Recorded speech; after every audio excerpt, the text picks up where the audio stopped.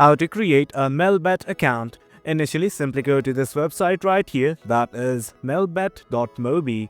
Once you've done that, on the navbar, you can see a yellow button like this that says registration. Click on it. Once you click on the button, it's gonna provide you few options like this. You can register by phone, one click, email address or socials. It's up to you. But for now, I'm gonna register using my email address. Simply fill out all of these details right here.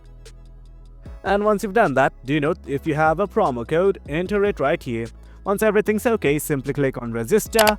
Once you've done that, an email will be sent to your registered email address in order to activate your account. Go to it right now. As you can see, I have received an email like this. Now all I'm gonna do is click on this button that is complete registration. That's it guys, now your Melbet account is activated. Well guys, that's it. Hope you guys found this video informative, and for more content like this, do remember to hit like, share and subscribe. Until next time, thank you.